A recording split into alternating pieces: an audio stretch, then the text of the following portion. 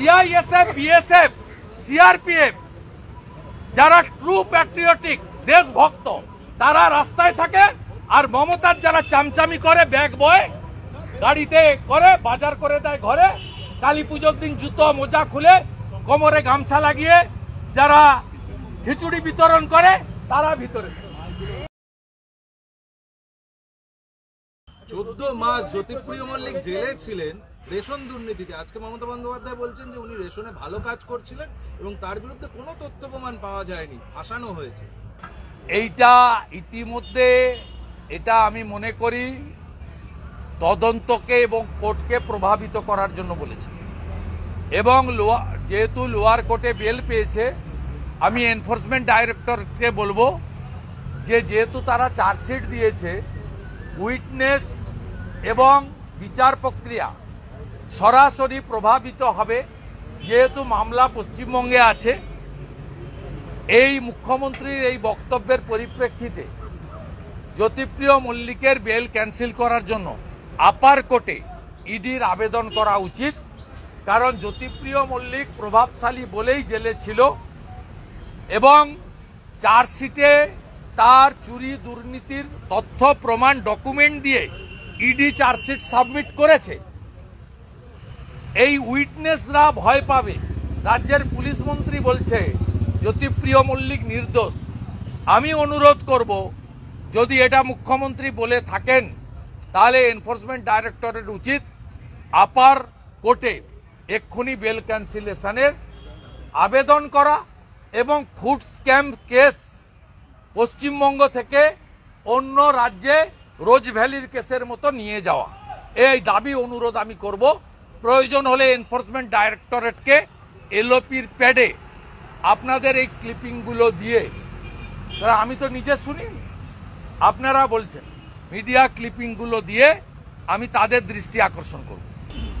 আপনাকে পরিষ্কার কথা বলছি, দুর্নীতি এবং আরজিকর একটা বড় ইস্যু ছিল বলে আরবান এলাকার ৭৭টা মিউনিসিপ্যালিটি কর্পোরেশনে, যেখানে মেইনস্ট্রিম মিডিয়া, সোশ্যাল মিডিয়া সবচেয়ে বেশি এফেক্ট করে, সেই শহর এলাকায় ৭৭টা মিউনিসিপ্যালিটি কর্পোরেশনে তৃণমূল কংগ্রেস হেরেছে।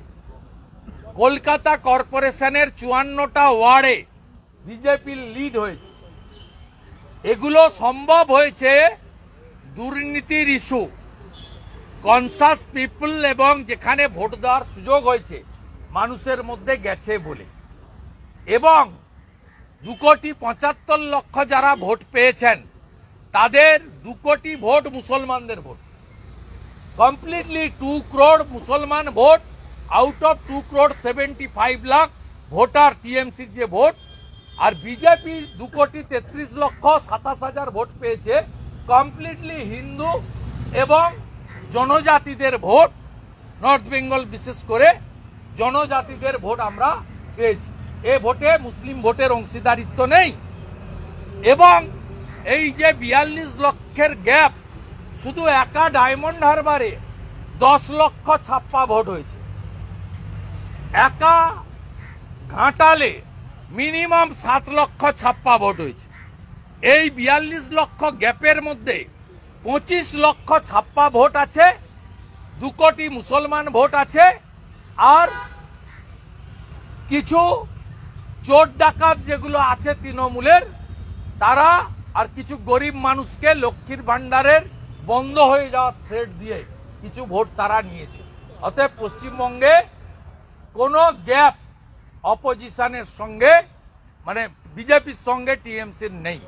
আমি শুধু ইলেকশন কমিশনকে একটা কাজ করতে বলবো, পশ্চিমবাংলায় পুলিশকে মমতা ব্যানার্জি নিচের তলার পুলিশ নয়, তারা ডিএ পায় না, তাদের রেশন বন্ধ হয়েছে, তারা কষ্টে আছে। শুধু রাজীব কুমার, মনোজ বার্মা, অজয় ঠাকুর, সিদ্ধিনাথ গুপ্তা, সুপ্রতিম সরকার, এই যে গোটা কতক চামচা বেলচা তৈরি করেছে, সারা দিন চটি চাটে। এই গোটা কতক আইপিএস কে শুধু ভোটের সময় প্যাকিং করে রাজ্যের বাইরে পাঠান, পুলিশকে নিউট্রাল করুন, কিভাবে জনগণ এদের ছুঁড়ে ফেলতে হয়। দিল্লির থেকেও খুব খারাপ অবস্থা এই পিসি এবং ভাইপো কোম্পানির হবে। বলছি কোর্ট বলছে আর না। যে দাদা কোর্ট বলছে আর না। যে কেন্দ্রীয় বাহিনী দিয়ে বাড়ি ভাঙতে হবে, কোর্ট বলছে এই কথা, কেন্দ্রীয় বাহিনী দিয়ে বাড়ি ভাঙতে হবে, তাহলে রাজ্যে কেন্দ্রীয় বাহিনী দিয়ে সমবায়ের ভোট হয়, কেন্দ্রীয় বাহিনী দিয়ে পঞ্চায়েতের ভোট হয়। 840 কোম্পানি কেন্দ্রীয় এফিডেভিট দিয়েছে, হলফনামা পাহারা দেয় যে সেন্ট্রাল ফোর্স জন্য কালকেও 2 জন শহীদ হয়েছে। Teacher of Bengal, CISF, BSF, CRPF, যারা ট্রু প্যাট্রিয়টিক দেশভক্ত তারা রাস্তায় থাকে, আর মমতার যারা চামচামি করে ব্যাগ বয় গাড়িতে করে বাজার করে দেয় ঘরে, কালী পুজোর দিন জুতো মোজা খুলে কোমরে গামছা লাগিয়ে যারা খিচুড়ি বিতরণ করে তারা ভিতরে।